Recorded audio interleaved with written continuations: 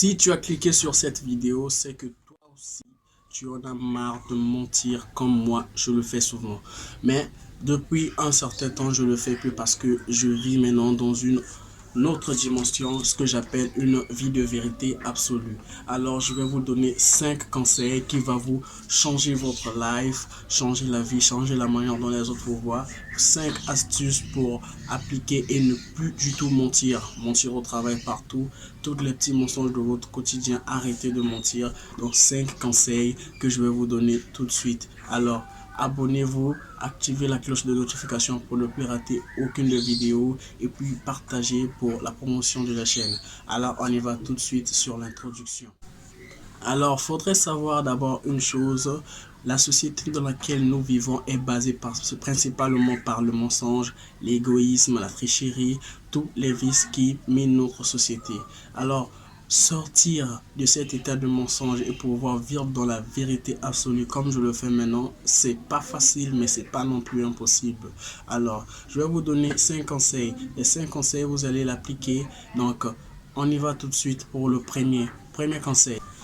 Si vous ne voulez plus mentir, il y a un truc que je fais le plus souvent et que je veux partager avec toi. C'est cette astuce-là qui m'a permis de pouvoir vivre pour ne plus mentir.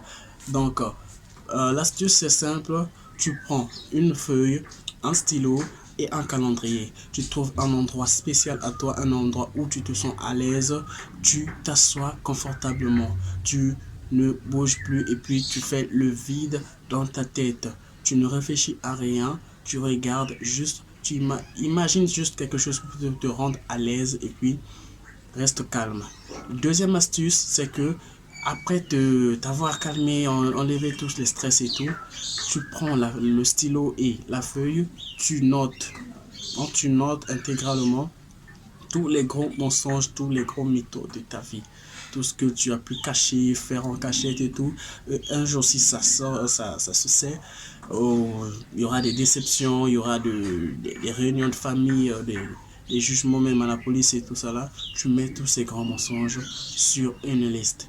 Et sur cette liste, tu détermines au moins 2 grands mensonges que j'appelle les jokers.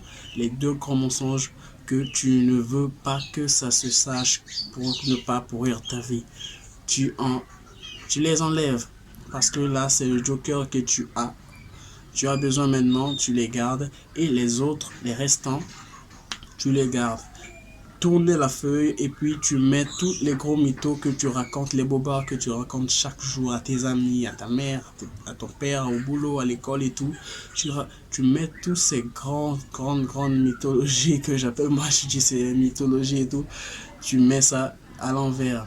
Et puis sur le calendrier, tu fixes des dates où tu annules à chaque fois les mythos que tu fais. Chaque jour, tu te donnes une mission. Bah, aujourd'hui, je veux plus dire à cette fille, ces bobards que je raconte souvent et tout ça là. Aujourd'hui, quand je croise ce pote, je vais lui dire autre chose que j'ai l'habitude de dire et tout ça là. À chaque fois qu'on te pose des questions, réponds normalement sans vouloir créer. Quand tu ne connais pas, reste calme. Tu dis, man, je sais pas de quoi tu parles et tout ça là. Ne va pas te faire celui qui sait et tout ça là, tandis que tu ne sais pas. Ça, c'est les conseils que je peux te faire. À chaque fois que tu passes, chaque 2 semaines, tu essaies d'avouer les gros mythos de ta vie. Tu enlèves tout ça là et tu verras, en un mois, tu seras clean et ta parole aura retrouvé sa valeur dans le temps. Ça, c'est l'astuce que je fais souvent. Alors, deuxième conseil numéro 2, pour que tu arrêtes de mentir, il y a plein d'astuces que tu peux faire. Par exemple, quand quelqu'un te pose une question, genre, d'où viens-tu? D'où viens-tu? Tu n'es pas obligé de lui mentir. Ça dépend de la personne qui te la pose. Tu étais dans un endroit qui peut lui déplaire, d'accord. Tu ne veux pas lui dire, d'accord. Alors, lui, il veut savoir d'où toi tu reviens. La seule chose à faire dans ces cas-là, tu te tais.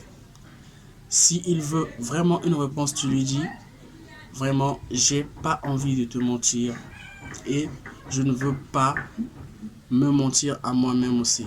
Donc, je ne veux pas créer des frictions entre notre relation. Mieux vaut que tu ne saches pas d'où je viens. Le temps viendra où je te le dirai, mais pas maintenant. Trouve des trucs comme ça qui peuvent passer. Conseil numéro 3, change tes fréquentations.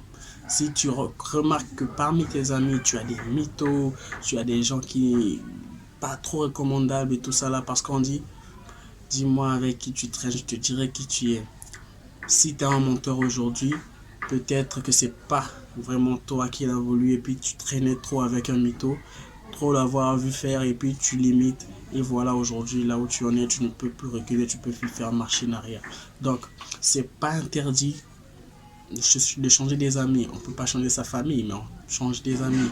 Un ami voleur c'est pas recommandé, un ami qui te saoule à chaque fois, même si parfois c'est cool et tout, mais c'est pas avantageux pour toi, tu as des études, tu as du travail et tout. Donc change tes fréquentations pour ne plus vouloir avoir à mentir à chaque fois. Parce que en mentant, la valeur de ta parole se perd à chaque fois. Tu perds la valeur de ta parole. Alors, arrête de traîner avec les mauvaises personnes qui te poussent à être ce que tu es maintenant. Quatrième conseil que je peux te donner, c'est que si tu es en train de mentir, tu mens à chaque fois, c'est que tu n'as pas choisi ton chemin. Tu ne sais pas où tu vas, tu ne sais pas d'où tu viens. Alors, seule solution dans ces cas, je te conseillerais de choisir de t'investir dans la spiritualité. T'investir dans la spiritualité. Donc, ce que je veux dire, c'est que si tu n'es pas religieux, choisis une religion. Choisis une religion parce que c'est dans ces domaines-là où on peut retrouver les gens vertueux, même si tout le monde n'est pas vertueux dans les religions et tout, mais les religions poussent les gens à s'approcher de la perfection quand tu le fais sérieusement.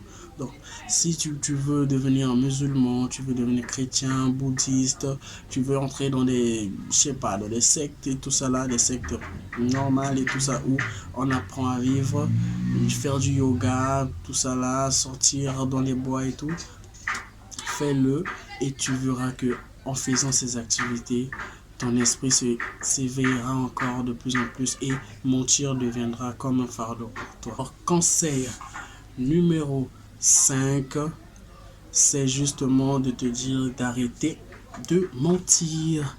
Arrête tes bobards, arrête les mythos. Man, pourquoi tu fais ça? T'es pas obligé de mentir pour que tu sois intéressant, non? On t'aime comme tu es. Si quelqu'un t'aime pas comme tu es, c'est pas la peine de rester avec lui. C'est pas parce que tu dis que j'ai des parcelles, j'ai des voitures, je travaille à la périple, ta meuf va te kiffer et tout ça. Si elle te kiffe pour ça, c'est pas parce que elle t'aime, non. Elle aime ce que tu lui as dit que tu es. Alors, si tu vois que les gens s'éloignent de toi à chaque fois que tu dis la vérité, et je te dirais juste, raccroche-toi à ceux qui te suivent dans ton état actuel. Tu lui dis la vérité, il est là, c'est qu'il aime ta vérité.